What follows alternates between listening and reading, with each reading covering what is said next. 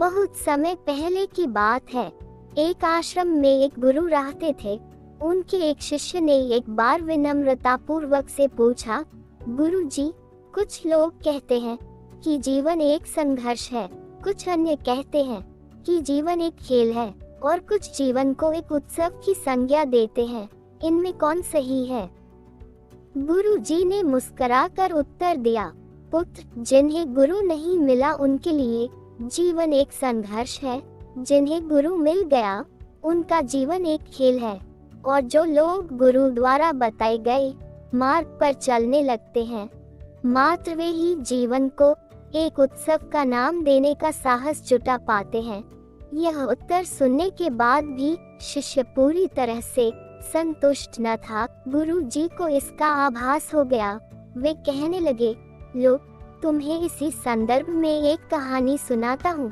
ध्यान से सुनोगे तो स्वयं ही अपने प्रश्न का उत्तर पा सकोगे। उन्होंने जो कहानी सुनाई वह इस प्रकार थी।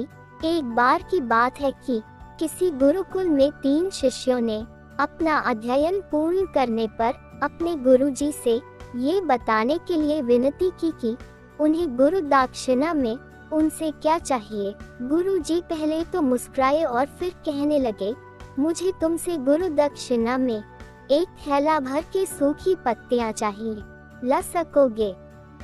वे तीनों मन ही मन बहुत प्रसन्न हुए, क्योंकि उन्हें लगा कि वे बड़ी आसानी से अपने गुरुजी की इच्छा पूरी कर सकेंगे। सूखी पत्तियां तो जंगल में बिखरी ही रहती हैं।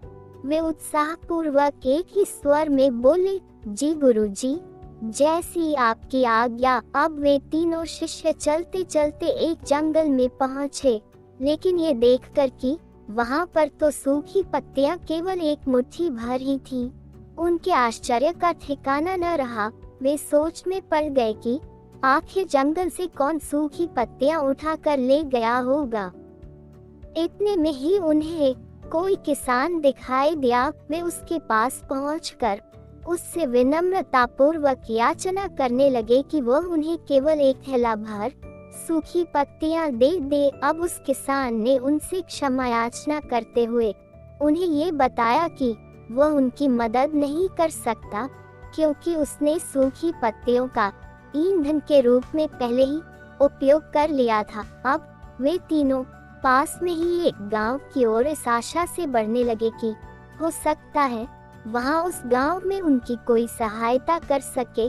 वहां पहुंचकर उन्होंने जब एक व्यापारी को देखा तो बड़ी उम्मीद से उससे एक थैला भर सूखी पत्तियां देने के लिए प्रार्थना करने लगे, लेकिन उन्हें फिर से एक बार निराशा ही हाथ आई, क्योंकि उस व्यापारी ने तो पहले ही कुछ पैसे कमाने के लिए सूखी पत्तियों के दोने बनाकर बेच दिए थे।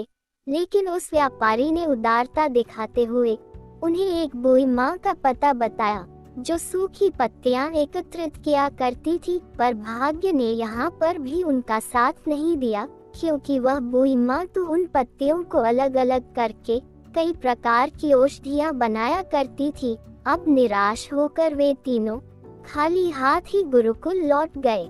गुरुजी ने उन्हें देखते ही पूछा, पुत्रों, ले आए गुरु दक्षिणा? तीनों ने सर झुका लिया। गुरुजी द्वारा दोबारा पूछे जाने पर उनमें से एक शिष्य कहने लगा, गुरुदेव, हम आपकी इच्छा पूरी नहीं कर पाए। हमने सोचा था कि सूखी पत्तियां तो जंगल में सर्वत्र बिखरी ही रहती होंगी, लेकिन बड़े ही आश्चर्य की बात है कि लोग उनका भी कितनी तरह से उपयोग करते हैं। गुरुजी फिर पहले ही की तरह मुस्कुराते हुए बोले, निराश क्यों होते हो? प्रसन्न हो जाओ, और यही ज्ञान की सूखी पत्तियां भी व्यर्थ नहीं हुआ करती, बल्कि उनके भी अनेक उपयोग हुआ करते हैं। मुझे गुरु दक्षिणा के रूप में दे दो। तीनों शिष्य गुरुजी को प्रणाम करके खुशी खुशी अपने अपने घर की ओर चले गए। वह शिष्य जो गुरुजी की कहानी एकाग्रचित होकर सुन रहा था, अचानक बड़े उत्साह से बोला, गुरुजी, अब मुझे अच्छी तरह से ज्ञात हो गया है कि आप क्या कहना चाहते हैं। आपका संकेत वस्तुतः इसी ओर है, न कि जब सूखी पत्तियां भी निरर्थक या बेकार नहीं होती हैं, तो फिर हम कैसे किसी भी वस्तु या व्यक्ति को छोटा और महत्वहीन मानकर उसका तिरस्कार कर सकते हैं। चींटी से लेकर हाथी तक और सुई से लेकर तलवार तक सभी का अपना अपना महत्व होता है। गुरु जी भी तुरंत ही बोले, हाँ पुत्र, मेरे कहने का भी यही मतलब है कि हम जब भी किसी से मिले तो उसे उसके योग्य मान देने का प्रयास करें, ताकि आपस में स्नेह सद्भावना का विस्तार हो और हमारा जीवन संघर्ष के बजाय उत्सव बन सके। अब शिष्य पूरी तरह से संतुष्ट था।